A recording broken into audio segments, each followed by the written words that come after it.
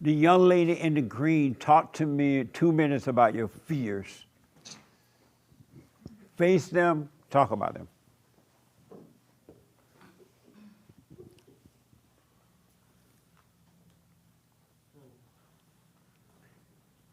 I don't know. I'd be making something up if I don't know. I'm sorry? I said I don't know. I think I'd be making something up. You don't what? I'd be making something up if I was Oh, to so say. you have no fears? I mean, I'm sure I do, but like none off the top of my head. You can't think of anything that you feel within at times? Only like random stuff, like I don't like heights. You what? I don't like heights. I went on they made me go on a Ferris wheel, and I was at the top of it crying like a toddler, which was very embarrassing. But other than stuff like that, I'm sure there are some, but... Oh, okay. Yeah. What are you afraid of losing? My family. You afraid of losing them? Yeah. And why? I think that, you know, the way that I've said to you before, the way that I was raised in church and as a Christian and different things like that, there's a lot of emphasis on your family and your husband and different things like that. And so what does it feel like to be afraid of losing them? It's painful, but I've been working through that recently, probably the last couple of months or so. And just sitting in that pain when that comes or different situations happen, and I'm aware of it. It's horrible. And so what brings on the pain at time? You're like going through your day. Just going through my no day. No thought about your family. Then what happens? Well, like just to say, you know, situations arise with different family members and different relationships. And I think when that fear or that thought comes and you feel like you might potentially be losing somebody, you just sit in that pain. So you get a thought out of nowhere that says you're going to lose your family? No, not out of nowhere, but like in difficult situations or difficult times with my family in England or my family here, I think it's harder with the people that are closer to you, that know you more. So just kind of being aware of when I'm going through it. Like now, recently, I'll try my best to go off, and I'll just kind of sit in my room for a couple of hours and go through that dying feeling. So you get the fear, you're losing them, you're afraid of them dying or walking away? Walking away. Walking away. Mm-hmm. And so a thought would come that your family going to walk away from you? Mm-hmm. And what do you do with that thought or those thoughts? I try and see them and let it go. Yeah. Yeah, you got to let that go. You got to let everything go. And that's a good sign, too. Let it go, because once you lose the fear of losing everything, no matter what, you're free. Yeah, it's getting easier. It's getting easier. I'm definitely noticing a difference, but I'm also trying not to have an expectation on how long it should take or how the process should go, or, you know, I'm just kind of doing it as each situation arises, depending on the dynamics of the situation, depending on who the person is, just different, you know. Oh, okay. The more of the gray area in the situation. Right on. Amazing. Yeah. Which would be better for you, for them to walk away physically or die? Ooh.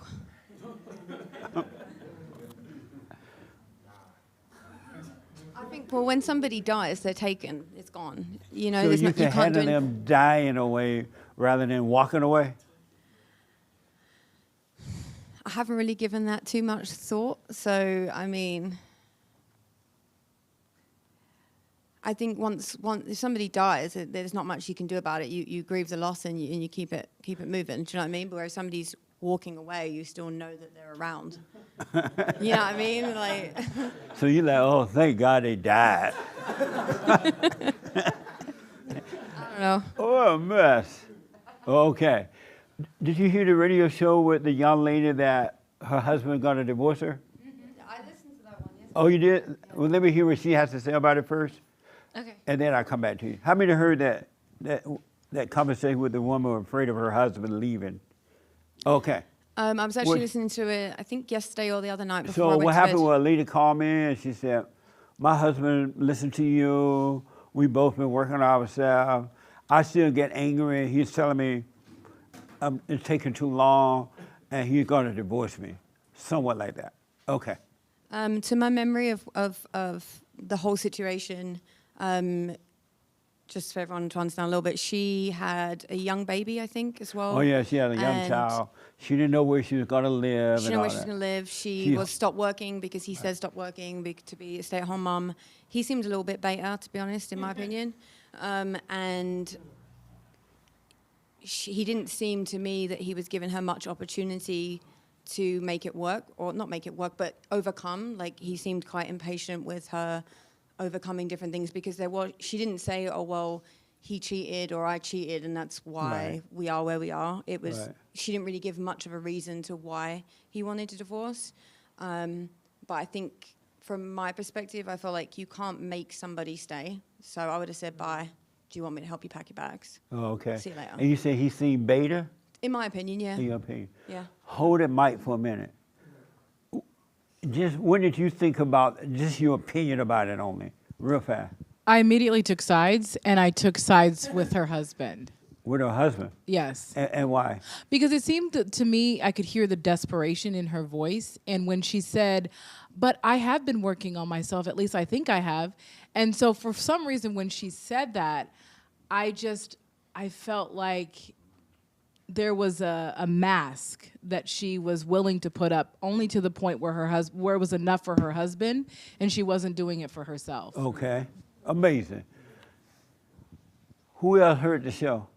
That particular one. You heard it? Whose side you took? Just that alone, 'cause I gotta move on here. Whose side you took? I didn't take either side. You did not. Why not? Because I didn't know his position in this situation. I didn't hear his position. I just heard her side of what was going on. I understand that also because my wife and I, we've been going on this, and I remember telling her, I said, I'm going to do this whether or not you are. You gonna leave her? No, I said, I'm going to take this journey whether or not you're coming. Right. You can come or not, but I'm going. Oh, okay. And I gotta move a little fast. I just want to know what side. Did you have your hair, sir? Well, I was saying, did you hear the show? She knows. Oh, hey, hold on. Did you hear the show? Yeah, yes. Whose side did you take? Neither. And why not? Because I don't know the whole story, Oh, okay. All right. But I was just wondering if, since she knows that he listens to you and does a silent prayer and has forgiven his mother and all that, watched himself, and that likes you, that if she was trying to use your show and you because she knows that he likes you by calling, to kind of manipulate the situation. So you thought of all that? Yeah. Well, you might well take a side. Just all I want to know is whose side you took. I took neither side.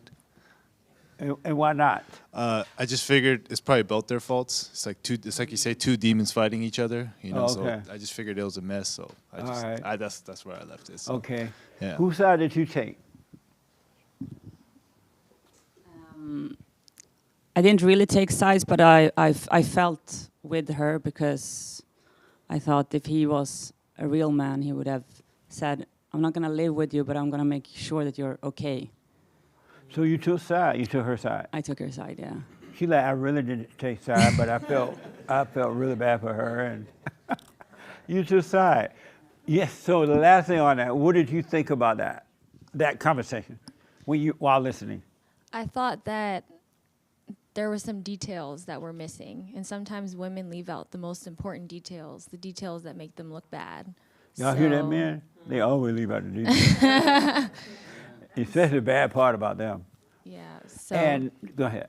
That's really the main thing. I was like, when something feels missing, then I knew it was like his side is probably going to explain something that was really important. All right. Yes. I think it's like you were saying on the show, you kept stressing maybe 3 or 4 times that you haven't heard from him.